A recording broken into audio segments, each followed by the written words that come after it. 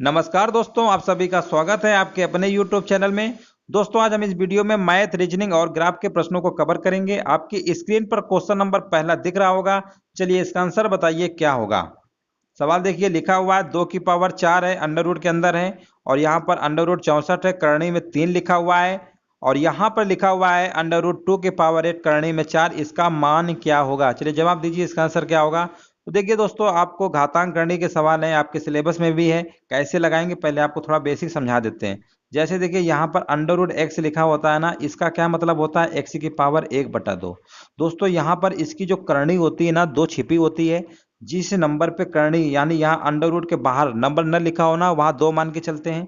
और इसी जगह अगर हम ऐसे लिख दिए होते यहाँ पर, यहाँ करणी में 3 लिख दिए होते, तो इसका मतलब x की पावर 1/3। कहने का मतलब जो भी करणी लिखी होगी इसको 1/3 यानी पावर में लिखना है और आपके जो साइन है ना ये हट जाता है। ठीक है ना, ये होता है कॉन्सेप्ट। इसी कॉन्सेप्ट से लगाते हैं। यहाँ पर मान के चलते 2 करणी लिखी है तो ये आपका आ जाएगा 2 की पावर 4 और इसको ब्रैकेट के अंदर लिख देंगे और इसकी होल ब्रैकेट में क्या आएगा? 1/2। इसी प्रकार दोस्तों 64 को हम लिख सकते हैं 4 की पावर 3, तो 64 होता ही है। अब इसकी करणी हटाएंगे तो 1/3 आएगा। इसके बाद अगला स्टेप आपका आएगा 2 की पावर 8 है, ऐसे लिख लेंगे, कोई दिक्कत नहीं है। और इसकी करणी लिखेंगे 1/4, हटाएंगे ना अंडर रूट 1/4। अब इसको आप सिंप्लीफाई कर लीजिए। 4 एक कम 4, 4 दूनी 8, 3 से 3 कट गया, 2 एक कम 2, 2 दूनी 4।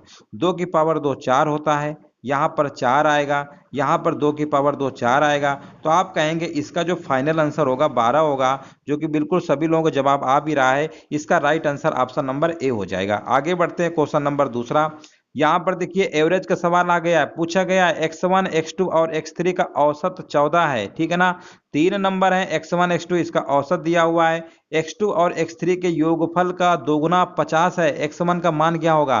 तो देखिए दोस्तों, औसत होता क्या है? x1 प्लस x2 और प्लस x3, ये होता है औसत। 3 संख्या है ना, तो बट्टे में 3 लिख देंगे और यही औसत दिया हुआ है 14। अगर हम टोटल निकालते तो क्या आता है? ये चीज हम डायरेक्ट भी लिख सकते थे, लेकिन हम चाह रहे हैं कि सभी लोगों को समझ में अच्छे से आए। तो 14 तिरे कितना हो गया? 42, यानी तीनों संख्याओं का योग हमें पता चल गया। चाहते तो हम सीधे गुणा करके सीधे लिख सकते थे। आपके ये 42 आ गया ना। अब यहाँ पर देखो क्या लिखा हुआ है, x2 और x3 का योगफल, यानी x2 और x3 यानी इसका जो योगफल है, योगफल का दुगुना कितने के बराबर दिया हुआ है? 50 के बराबर दिया हुआ है। तो अब आप कहेंगे x2 प्लस x3 अगर हम निकालेंगे तो आप कहेंगे 50 में से 2 का भाग कर दीजिए तो आपका आंसर आ जाएगा 25।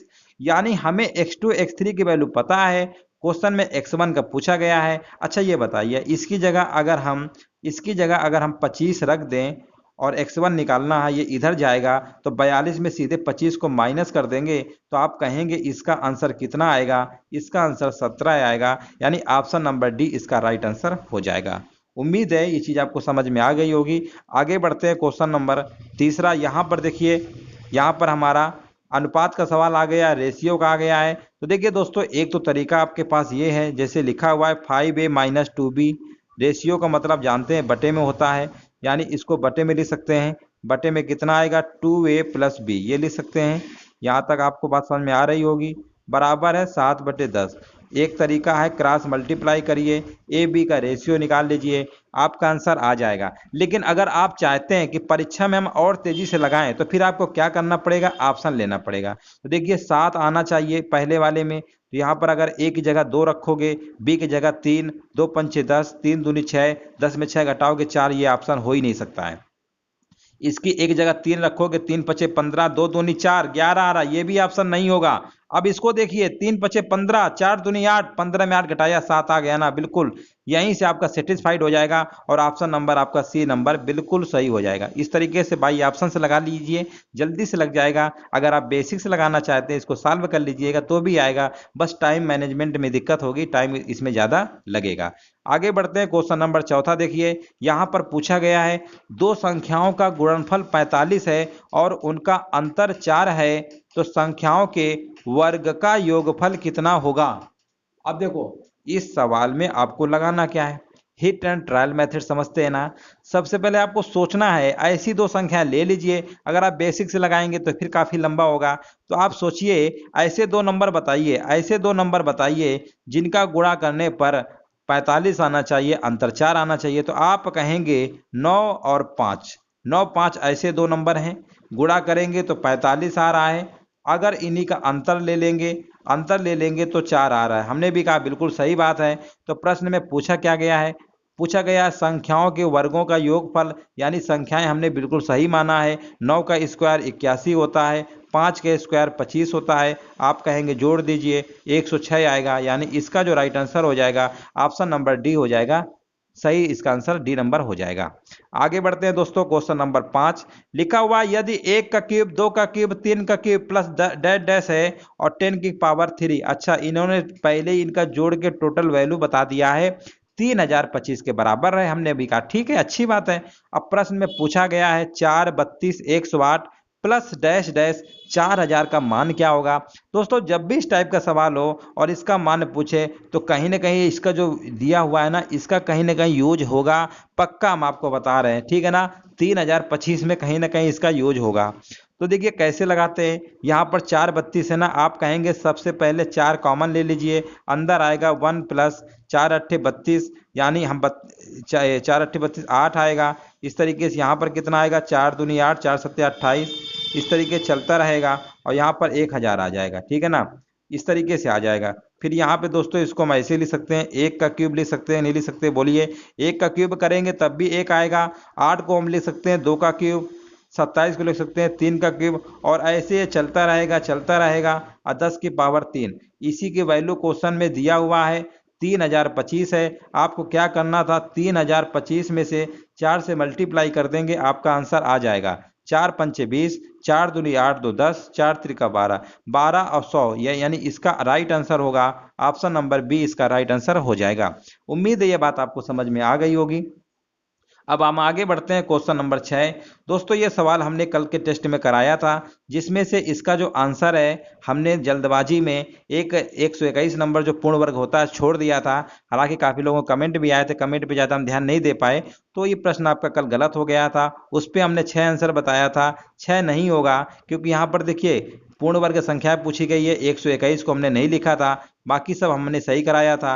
कभी कभी हो जाता है, ठीक है ना, बहुत रेयर केस में गलतियां हो जाती हैं, तो उस पर कभी माइंड नहीं करना चाहिए, है ना। चलिए 169 के बाद 225 आएगा, 225 के बाद 256 आएगा, ठीक है ना, 256 के बाद आपका 289 आएगा। ये सब हमारे क्या होते हैं, पूर्ण वर्ग होती हैं संख्याएं। तो टोटल हमारे पास कितनी आई हैं, 225 और यहाँ पे 44 169 256 289। तो पूछा क्या गया था, 120 और 300 के बीच कितनी पूर्ण संख्याएं होंगी। देखिए 14 के स्क्वायर फिर भूल जा रहे हैं, 196 होगा, ठीक है ना। ये देखो 11 के स्क्वायर है, 12 के स्क्वायर है, 13 का है, 14 का है, 15 का है, 16 का है, 17 का, यानी टोटल हमारे पास कितनी पूर्ण वर्ग संख्याएं आएंगी, 7। इस प्रश्न का जो कि आंसर गलत हो गया था। आप काफी लोग मतलब समझते होंगे कि कभी कभी ऐसी गलतियां हो जाती हैं। चलिए आगे बढ़ते हैं, क्वेश्चन नंबर 7। यहाँ से दोस्तों हमारे रीजनिंग के प्रश्न स्टार्ट हो जाते हैं। दिए गए विकल्पों में से विषम शब्द चुनिए। अब विषम बताइए, तो जिंक, रजत, प्लेटिनम, कांस्य। तो देखिए यहाँ पर ये सब हमारी क्या धातु होती हैं, लेकिन कांस्य हमारा क्या होता है, ये हमारा मिश्र धातु होता है। तो यही आपका इसका विषम हो जाएगा, ऑप्शन नंबर बी। आगे बढ़ते हैं और यहाँ पर देखिए, यहाँ पर हमारा कथन निष्कर्ष का एक क्वेश्चन आ गया है। सीधे हम कथन पे फोकस करते हैं और इसको लगाने की कोशिश करते हैं। प्रश्न को ध्यान से देखिए, लिखा हुआ है कुछ चाबियां जो है ताले हैं, यानी कुछ ये चाबी है, मान लीजिए क्या है, चाबी है, कुछ चाबियां क्या है, ताले हैं, कुछ चाबियां क्या है, ताले हैं, कुछ चाबियां क्या है, ताले हैं, कुछ ताले संख्याएं हैं, कुछ ताले क्या है, संख्याएं हैं, प्रश्न में बोला है। इसके बाद बोला है सभी संख्याएं, देखो सभी बोलेगा ना तो आपको ऐसे बनाना है, सभी जो संख्याएं हैं, यहां से किनारे से लीजिएगा ऐसे, सभी संख्याएं क्या है, अक्षर है, यानी ये सभी संख्याएं क्या है, अक्षर हैं। अब सभी अक्षर क्या है, शब्द है, फिर आपको ऐसे ही लेना है, सभी अक्षर क्या है, शब्द है, सभी अक्षर क्या है, शब्द है। इतना आप कर लेंगे, कोई यहाँ तक दिक्कत नहीं होगी। अब प्रश्न में निष्कर्ष को पढ़ते हैं। कुछ शब्द संख्याएं हैं, तो आप कहेंगे कुछ शब्द संख्या में आ रहा है, जब बाहर से अंदर की तरफ आते हैं तो बिल्कुल सही बात लिखा है। कुछ ताले अक्षर हैं, तो कुछ ताले अक्षर हैं, बिल्कुल सही बात है, यानी इसका जो राइट आंसर हो जाएगा ऑप्शन नंबर ए निष्कर्ष फर्स्ट और सेकंड दोनों निकलते हैं। ऑप्शन नंबर ए इसका राइट आंसर हो जाएगा। आगे बढ़ते हैं क्वेश्चन नंबर 9। यहाँ पर देखिए पूछा गया है, यदि किसी सांकेतिक भाषा में 256 का अर्थ है लाल रंग चाक, 589 का अर्थ है हरा रंग फूल तथा 245 का अर्थ है सफेद रंग चाक, तो उसी भाषा में सफेद के लिए कौन सा अंक होगा। अब देखिए सफेद का पूछा गया है, तो सबसे पहले आप देखिए सफेद आप कहाँ पे रहा है, आप कहेंगे 245 में एक सफेद होगा, एक रंग आ रहा है, एक चाक, यानी 2 4 5 में कोई एक ऑप्शन सही होगा। तो पहली बात तो 8 किसी हालत में नहीं हो सकता है, ये तो 2 होगा या तो 4 होगा या 5। अब हम यहाँ पर देखते हैं, यहाँ पर रंग आया है और रंग इसमें भी आया है, तो इसका मतलब इन दोनों में कॉमन 5 आपको दिख रहा है। इसका मतलब 5 हमारा कोड किसका है, रंग का है। 5 हमारा रंग का है, ये हमने डिसाइड कर लिया है। आगे हम बढ़ते हैं, इसी में देखिए दोस्तों चाक भी लिखा था, यहाँ पर भी चाक है और यहाँ पर भी क्या है, ऊपर वाले में भी चाक है। इसका मतलब 2 नंबर आपका चाक का भी हो सकता है, 2 नंबर चाक। तो बचा क्या, 4 नंबर बचा है। इसका मतलब 4 नंबर आपका क्या हो जाएगा, 4 नंबर आपका क्या हो जाएगा, आपका आंसर हो जाएगा सफेद के लिए, यानी ऑप्शन नंबर ए इसका राइट आंसर हो जाएगा। इस तरीके से आपको लगाना था। अब यहाँ देखिए कैलेंडर का प्रश्न आ गया है, यदि 15 अगस्त के बाद का 10वां दिन गुरुवार हो तो इसी महीने के पहले वाले महीने का अंतिम दिन क्या होगा। अगस्त के पहले आपका क्या आता है, जुलाई आता है, यानी प्रश्न में बोला है इसी महीने के पहले यानी जुलाई, जुलाई का यानी 31 जुलाई को हमें बताना है कौन सा दिन होगा, ठीक है ना। हमें ये फाइंड करना है 31 जुलाई को कौन सा दिन होगा। तो देखिए दोस्तों 10 अगस्त के बाद 15 दिन बाद गुरुवार आता है, यानी सीधे सीधे नहीं बोल सकते हैं कि 25 तारीख को आपका कौन सा दिन है। 25 तारीख को दोस्तों गुरुवार है। 25 तारीख को अगर गुरुवार है तो 7 दिन में रिपीटेशन होगा, 7 त्रिक का 21 इसमें घटा देंगे, यानी आप कहेंगे 4 तारीख को भी गुरुवार होगा।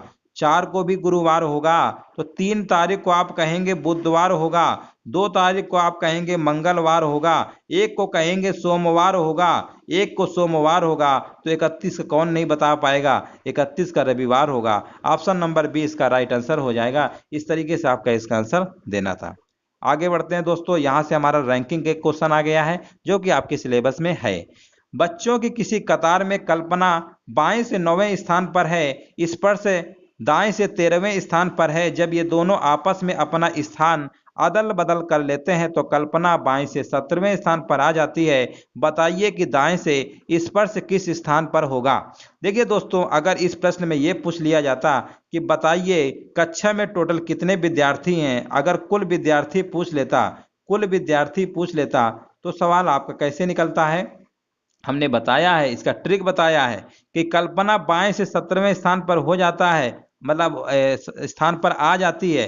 कल्पना बाएं से 17वें स्थान पर आ जाती है तो कल्पना को यहाँ से हम ले लेंगे, क्योंकि लास्ट में इंटरचेंज करने के बाद 17वें स्थान पर आ जाती है। अब एक नियम है, अब कल्पना को अगर हमने काउंट कर लिया है तो ऊपर वाले में अब कल्पना को काउंट नहीं करेंगे, क्योंकि ऑलरेडी हम कल्पना काउंट कर चुके हैं। अब हम लेंगे स्पर्श को। स्पर्श बोला है 13वें स्थान पर है, तो आपको करना क्या है, 13 17 जोड़ दीजिएगा।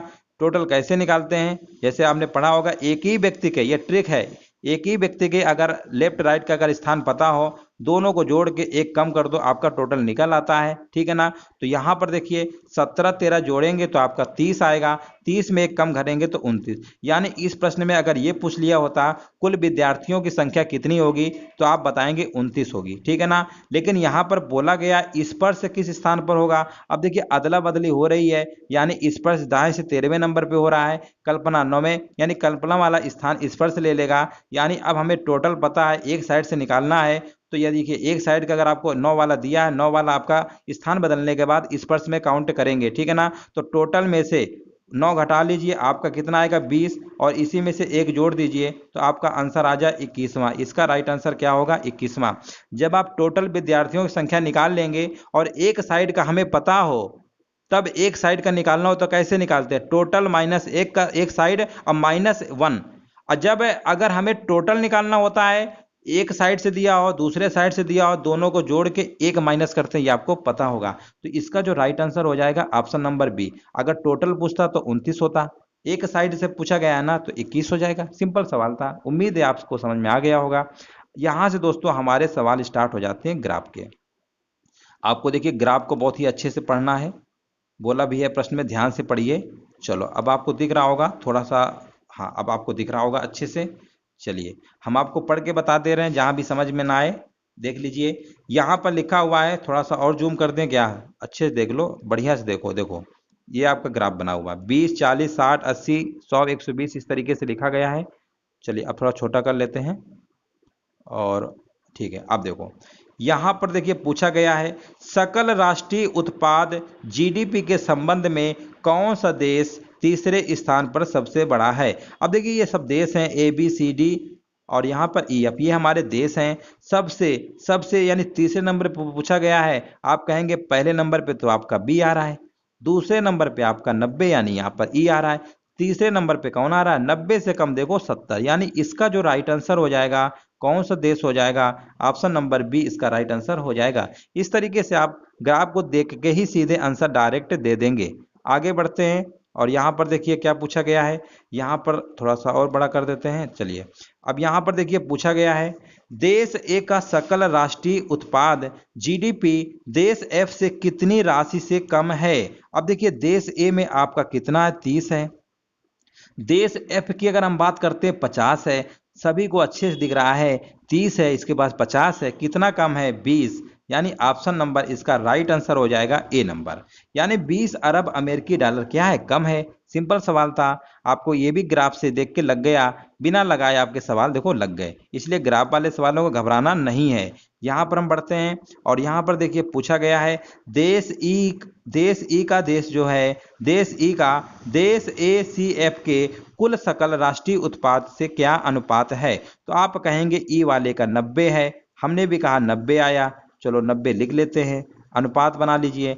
ए सी एफ यानी तीनों देशों का, तो ए का आपका 30 है, ए का आपका 30 है, और सी का बोलेंगे तो सी का कितना है आपका, सी का आपका कितना है, सी का आपका 70 है, और एफ का कितना है, एफ का आपका कितना है 50 है। ठीक है ना, इन्हीं को जोड़ लीजिए, ठीक है ना, तो जोड़ लीजिए 70 30 50 150 आ गया, 150 आ गया ना। अब आप कहेंगे 0 0 काट लीजिए, 3 त्रिक 9 3 5 15, इसका जो राइट आंसर होगा 3:5, यानी ऑप्शन नंबर ए इसका बिल्कुल सही आंसर हो जाएगा। आगे बढ़ते हैं दोस्तों, क्वेश्चन नंबर 84 देखते हैं और यहाँ पर देखिए क्या पूछा गया है। यहाँ पर देखिए पूछा गया, थोड़ा सा ऑप्शन आप देख सकते हैं अच्छे से।